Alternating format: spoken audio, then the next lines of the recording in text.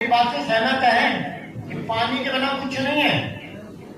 हमारे four fathers Rajasthan से लाखों लोग रोजी रोटी की तलाश में राजस्थान से निकले, क्योंकि हमारा कुएं का पानी खारा था। तो हम लोग छत की ऊपर दो नाले बनाते थे, एक साफ करके बंद कर देते थे और दूसरा नाला हर घर में एक अंडरग्राउंड टैंक होता था जिसके अंदर वर्षा जल को स्टोर करते थे और वो सारे साल पीने के काम आता था।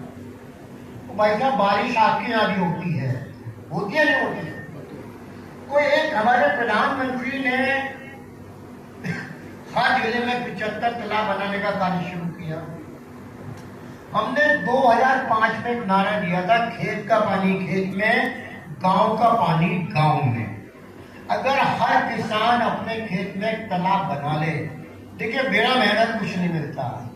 अगर आपको आगे बढ़ना है, तरक्की करनी है, अपने बच्चों को पढ़ाना है, तो आपको अभी बात हो रही थी कि हमारे किसान पिछड़े, इनकी आमदनी कम है, तो आमदनी कैसे बढ़ाई जाए? आमदनी खर्चा कम करके नहीं बढ़ सकती।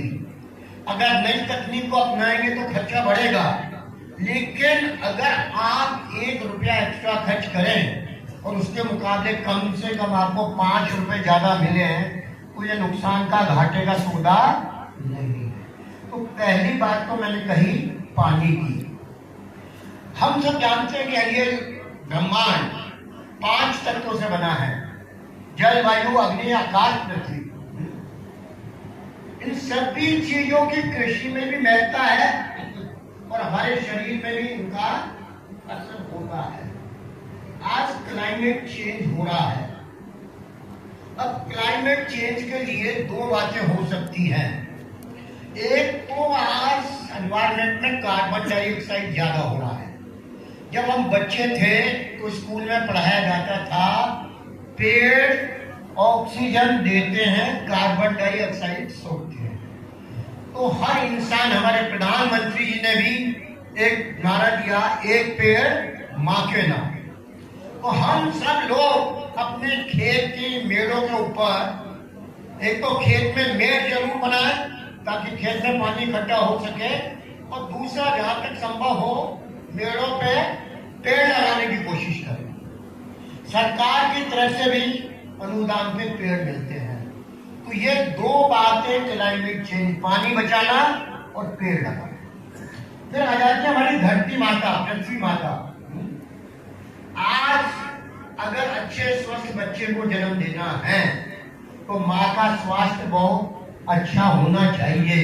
अगर माँ का स्वास्थ्य अच्छा नहीं है, बहनों का स्वास्थ्य अच्छा नहीं है, तो अच्छे बच्चे को, स्वस्थ बच्चे को जन्म नहीं दे पाती। बच्चे में शुरू से ही खून की कमी हो जाती है, तो वो अच्छा हेल्दी स्वस्थ बच्चा नहीं बनता, तो देश के लिए ज्यादा मेहनत नहीं कर सकता। जैसे माताओं का स्वास्थ्य अच्छा होना चाहिए, वैसे हमारी पृथ्वी माता है। पुराने लोग सुबह उठते हैं तो हाथों को मसल के ये कहते हैं, समुद्र वसने देवी, पर्वत स्तन मंडले, विष्णु पत्नी नमस्तुभ्यं, पादस पास क्षमस्वे। हम पृथ्वी को अपने माथे से लगाते हैं, मतलब पृथ्वी की पूजा करते हैं। क्यों करते हैं? आज जो भी हमको मिला है और मिलेगा, हमारी पृथ्वी माता से ही मिला है और आगे भी पृथ्वी माता से मिलने जा रहा है। अभी हमारे प्रोफेसर साहब बता रहे थे कि भाई जमीन के स्वास्थ्य के बारे में, देखिए खाना हमें उतना ही खाना चाहिए जितनी आवश्यकता है। अगर हम कम या ज्यादा खाते हैं तो अच्छा नहीं है। ज्यादा खाते हैं जीर्ण हो जाता, कम हो जाता पेट नहीं भरता, हम कमजोर रहते हैं। इसी तरह हमारी पृथ्वी को भोजन, आज सबसे बड़ी इंपोर्टेंट है पृथ्वी में बायोमास।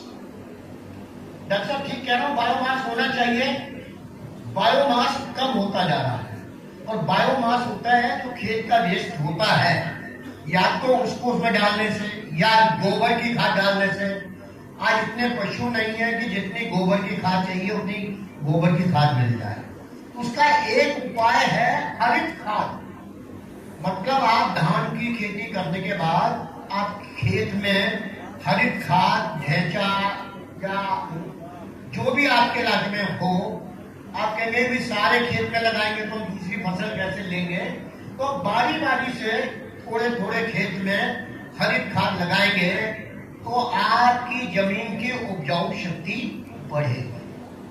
फिर आजकल एनपीके फर्टिलाइजर उतना ही इस्तेमाल करना चाहिए जितना जमीन की मट्टी की जांच करा के आवश्यकता है।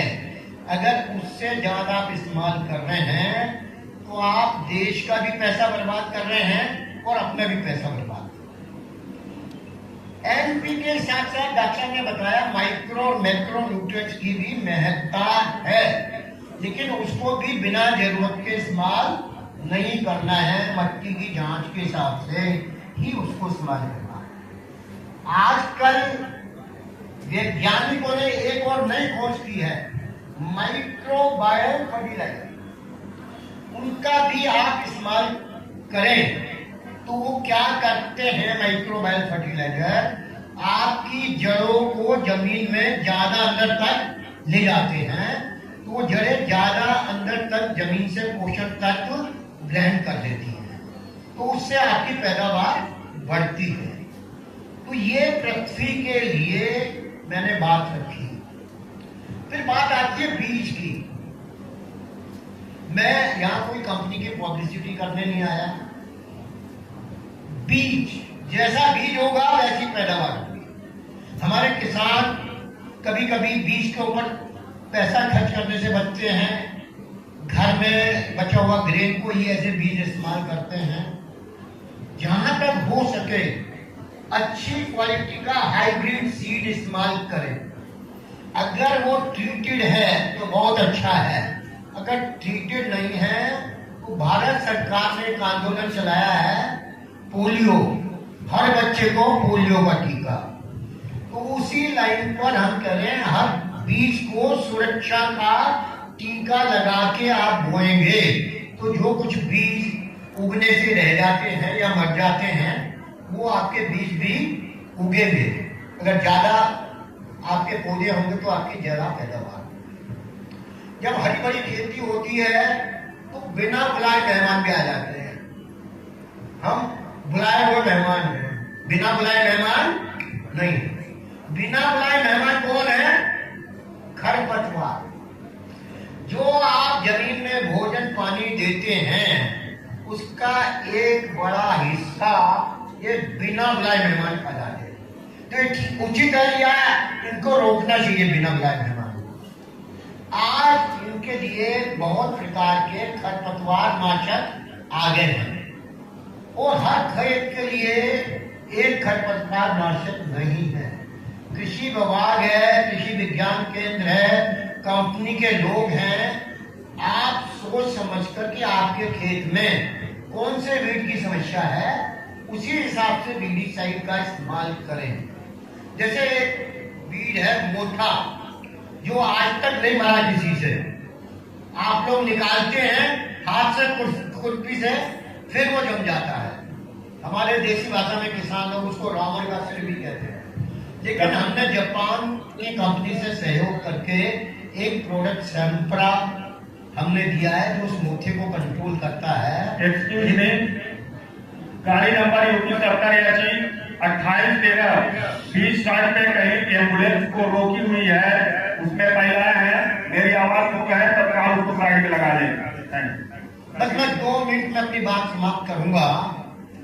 तो उसको मारने के लिए सैंपल, लेकिन हर फसल में इस्तेमाल नहीं हो सकता, वो बहुत सेलेक्टिव है।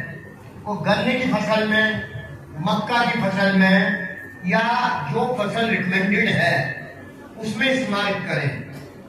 वीड आपने कंट्रोल कर लिया, फिर आपके खेत में कभी कभी धान के खेत में वो आपकी पीली पीली रस्ट आती है। अगर आपको शुरू में उसके लक्षण दिखे तो उसको कंट्रोल करने के लिए फंगीसाइड का इस्तेमाल अवश्य करें, नहीं तो वो बीमारी आपके खेत में नहीं दूसरे खेतों में भी फैल सकती है। अब कभी कभी धान के खेत में वो बालियात निकालो, उसमें दाने ही नहीं होते, तो जो खेत में स्टेम बोरर और लीफ माइनर होता है वो आपकी जड़ों को उतर के खा जाता है। तो उसके लिए भी एक प्रोडक्ट हमारा, सिर्फ हमारा पेटेंटेड प्रोडक्ट है मोटा, जो हमारे लोग बताते हैं इस्तेमाल करने के लिए। तो मेरा शॉर्ट में ये कहना है कि ये जो वैज्ञानिक उपाय है, ज्ञान, इसका आप कृषि विज्ञान केंद्र के लोगों से, कृषि विभाग के लोगों से, यूनिवर्सिटी के लोगों से, कंपनी के लोगों से, और हमारे 2 कॉल फ्री सेंटर नंबर हैं। हमारे हर डब्बे के ऊपर एक टेलीफोन नंबर लिखा होता है। हमारे किसी किसान भाई को कोई जानकारी लेनी हो तो उस फोन नंबर पे बात कर सकते हैं।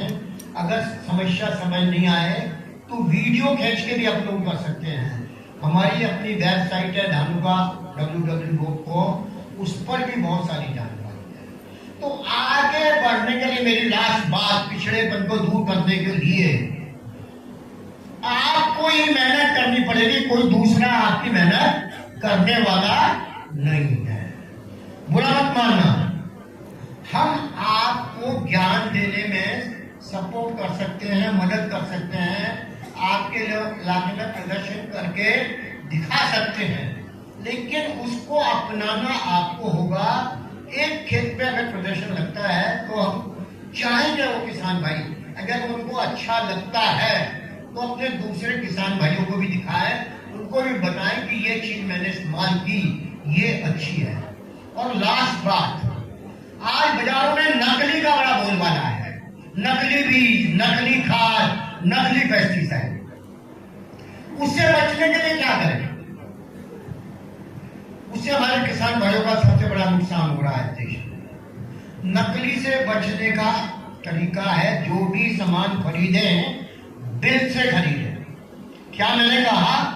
जो भी सामान खरीदें बिल से खरीदें।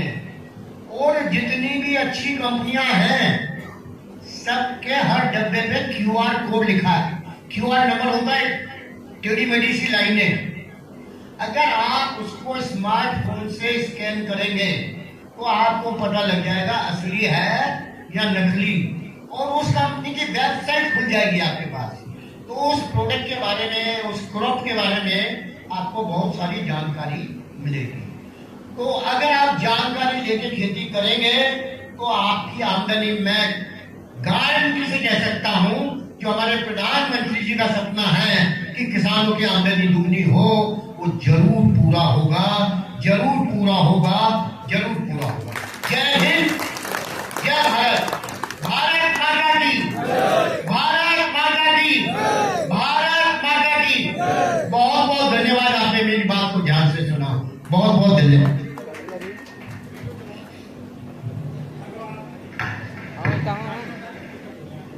धन्यवाद।